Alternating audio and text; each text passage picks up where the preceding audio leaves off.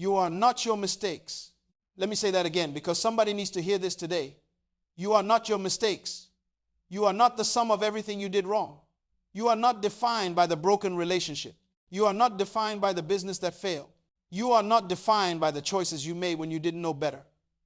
You are not defined by what they said about you. You are not defined by the reputation you carried. You are not defined by the shame you've been hiding. You are not your past. And I know what you're thinking right now. You're thinking, but you don't know what I did. You don't know where I've been. You don't know what happened to me. You're right. I don't know your specific story, but I know something more important than your story. I know your design. And your design was never meant to be limited by your history. Your design was created before your history even existed. Before you made that mistake, there was a blueprint. Before you fell, there was a plan. Before you failed, there was a purpose. And that purpose didn't disappear just because you took a detour. The manufacturer doesn't throw away the product just because it got dirty. He cleans it, he restores it, he puts it back into the purpose for which it was made. A car covered in mud is still a car. It still has an engine. It still has wheels. It still has the capacity to move. The dirt didn't change what it is. The dirt only changed what it looks like. And too many of you are allowing what happened to you to change how you look at yourself when it never changed what you are. Your past is not your prison. It's your preparation. Every wound you suffered taught you compassion. Every betrayal you experienced taught you discernment. Every failure you went through taught you resilience. Every dark night you survived taught you how to carry your own light. You didn't go through all of that for nothing. You went through it for someone. For the person sitting where you used to sit. For the young man about to make the same mistake you made. For the young woman about to give up like you almost did. Your scars are not signs of weakness. They are credentials. They prove you fought. They prove you survived. They prove you're still here. And the fact that you're still here means the story isn't over. The fact that you woke up this morning means there's still purpose in your lungs. The fact that your heart is still beating means there's still work for you to do. Dead people don't get second chances, but you do. And if you have breath, you have opportunity. If you have life, you have potential. If you have today, you have everything you need to start again. But here's the problem. Most people are so busy looking backwards that they can't see forward. You're driving through life with your eyes on the rearview mirror. And you know what happens when you drive looking backwards? You crash, you hit things, you miss turns. You stay stuck in the same place wondering why you're not moving. And it's because you refuse to take your eyes off where you've been. You're so focused on what you lost that you can't see what's in front of you. You're so obsessed with who hurt you that you can't see who's trying to help you. You're so attached to your old identity that you're rejecting your new one. Let me tell you something about identity. Identity is not something you inherit. It's something you choose. Yes, things happen to you. Yes, people hurt you. Yes, you made mistakes. Yes, you failed. But none of that gets to decide who you are today unless you give it permission. You are giving your past authority over your future. You are allowing what happened 5 years ago to control what happens 5 days from now. And that's not wisdom. That's bondage. That's not reflection. That's imprisonment. You've locked yourself in a cell and thrown away the key. And then you have the audacity to blame everyone else for why you can't get out. Nobody else is holding you hostage. You are. The door is open. The chains are broken. You're sitting in a prison with no walls, complaining about how trapped you feel. Get up. Walk out. Decide today that the past no longer gets a vote. Decide today that shame no longer has a voice. Decide today that you are not going to spend the rest of your life apologizing for something you can't change. You can't undo what happened. But you can decide what happens next. And that decision is the most powerful tool you have. Now, let me be very clear about something. I'm not telling you to deny your past. I'm not telling you to pretend it didn't happen. I'm not telling you to fake it until you make it with some shallow positive thinking. That's not what I'm saying. What I'm saying is this. Acknowledge the past, learn from it, and leave it where it belongs, behind you. The past is a place of reference, not residence. You visit it to gain wisdom. You don't move back in and set up furniture. You don't build your future on the foundation of your failure. You build your future on the foundation of your purpose. And I need you to understand something about purpose. Purpose was assigned before performance. What that means is you were given an assignment before you ever had a chance to mess it up. The job came before the mistake. The calling came before the crisis. The purpose came before the pain. So the pain didn't cancel the purpose, it just delayed your discovery of it. And some of you have been delayed for so long that you've convinced yourself the purpose doesn't exist. You've told yourself, I missed my chance. I'm too old. I'm too broken. I'm too far gone. That's a lie. And it's a lie you need to stop repeating.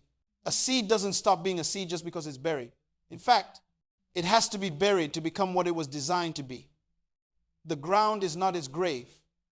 The ground is its platform. And the same is true for you. That season when you felt buried, when you felt hidden, when you felt forgotten, that wasn't your end. That was your setup. That was the soil. And now it's time to grow. Now it's time to break through. Now it's time to show the world what was planted in you all along.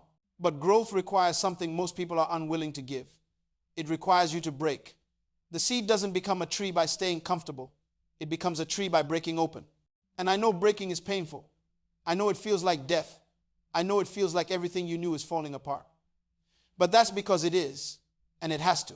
Because what you knew was too small for where you're going. The old version of you can't handle the new level.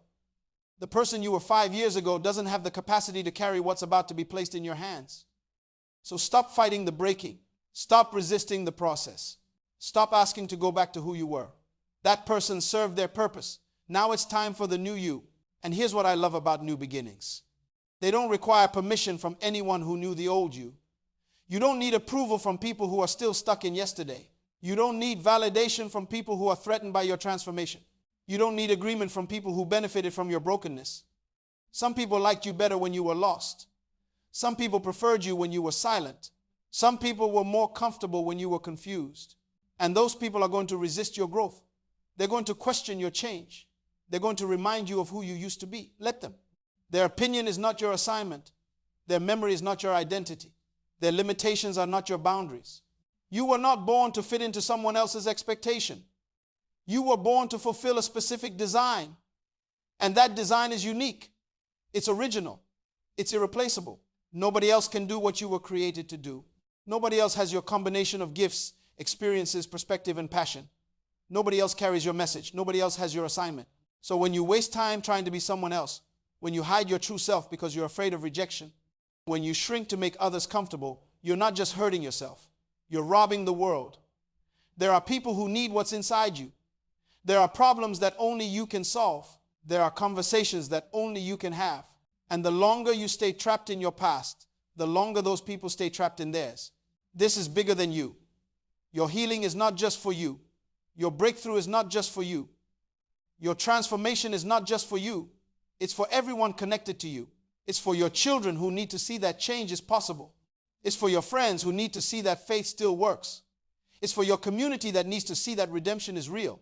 You think you're just trying to fix your own life, but you're actually creating a blueprint for someone else's freedom. You think you're just trying to overcome your own past, but you're actually paving a road for the next generation. You think you're just fighting for yourself, but you're actually fighting for everyone who gave up too soon. So stop being selfish with your struggle. Stop hiding your story. Stop pretending you have it all together. Somebody needs to know that you were broken and you healed.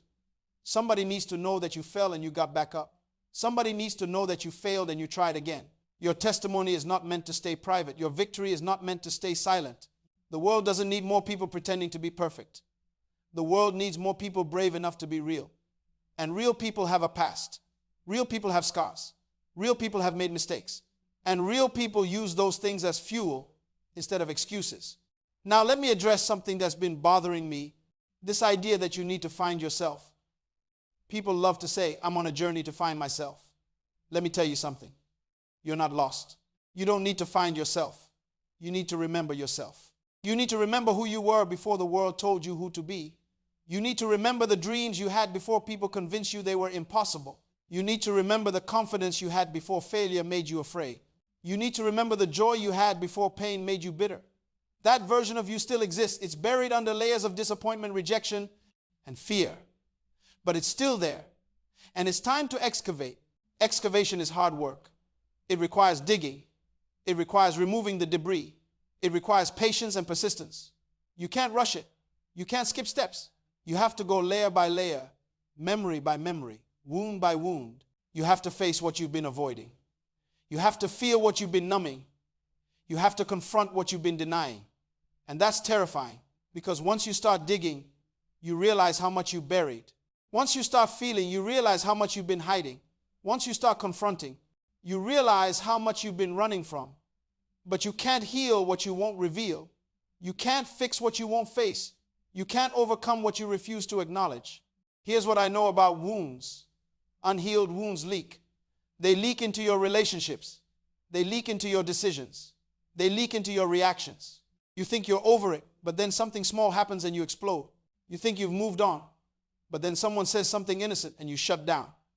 You think you're fine, but then you find yourself repeating the same patterns, attracting the same type of people, ending up in the same type of situations.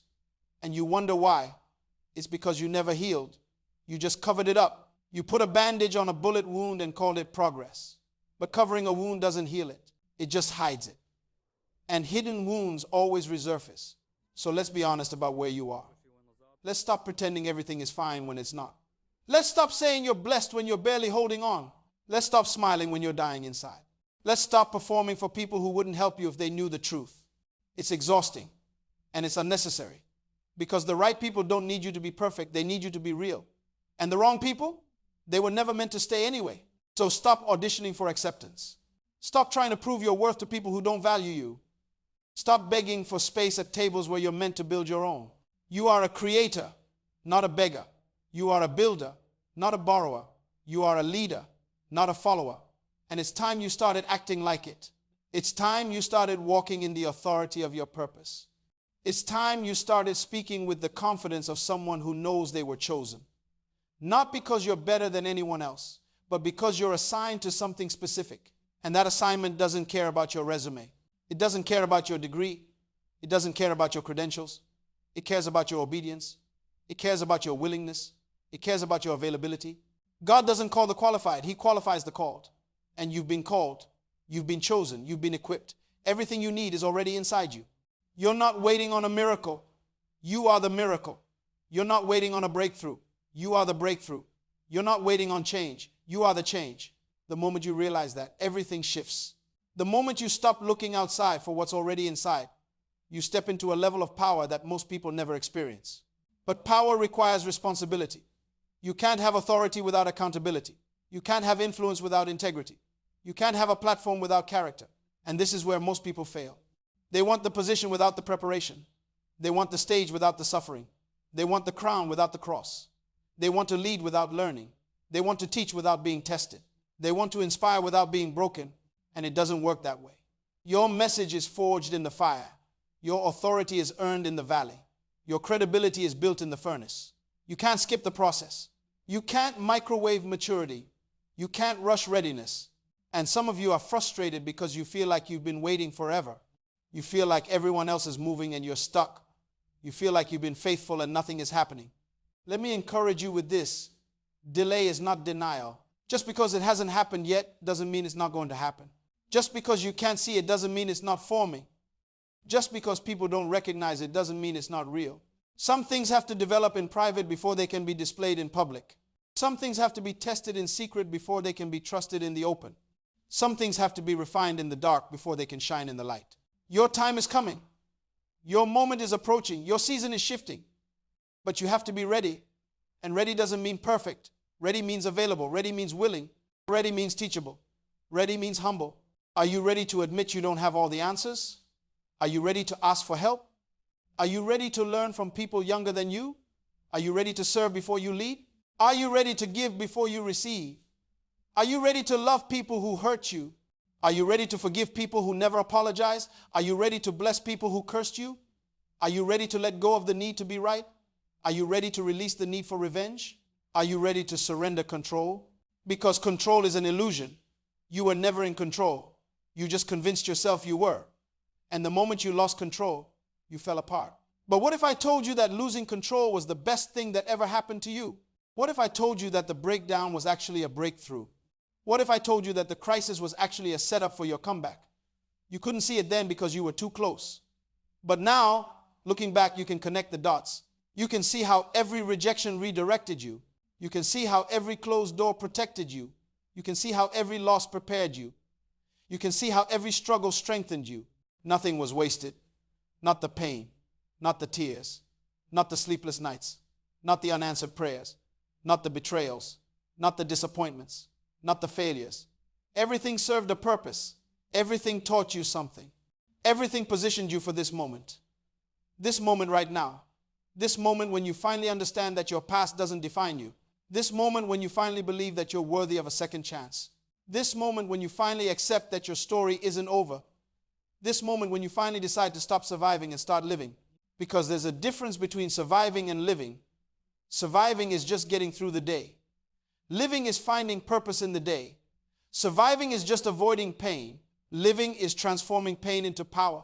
Surviving is just making it to tomorrow. Living is making tomorrow better than today. And you weren't created to just survive. You were created to thrive. You were created to flourish. You were created to prosper. You were created to overflow. You were created to dominate. Not people, circumstances, not relationships, challenges, not situations, limitations. A lion doesn't hunt mice. It's beneath him. He's designed for bigger prey. And you're designed for bigger things than the petty drama you've been entertaining. You're designed for bigger things than the gossip you've been spreading. You're designed for bigger things than the habits you've been keeping. You're designed for bigger things than the excuses you've been making. You're designed for bigger things than the victim mentality you've been carrying. Stop acting like prey. You're a lion. And it's time you remembered how to roar. Your roar is your voice. Your roar is your truth. Your roar is your story. Your roar is your purpose. Your roar is your declaration that you will not be silenced. You will not be stopped. You will not be defined by what happened to you. You will be defined by how you responded to it. You will be defined by how you rose from it. You will be defined by how you used it to help others. Your past is not your identity. It's your testimony. And your testimony has power. The power to heal. The power to inspire. The power to transform. The power to save someone else's life. So I'm asking you today, what are you going to do with your past? Are you going to let it bury you? Or are you going to use it as a stepping stone? Are you going to let it define you? Or are you going to let it refine you? Are you going to stay stuck in what was? Or are you going to step into what's next? The choice is yours. But choose quickly, because time is not waiting. Opportunity is not waiting. Purpose is not waiting. Your destiny is calling, and it's time to answer. Your past doesn't define you, but your response to it will. Choose wisely. Choose courageously. Choose to believe again. Choose to try again. Choose to love again. Choose to trust again. Choose to live again. Because you deserve it. Not because you're perfect, but because you're purposed. And that purpose is greater than your past.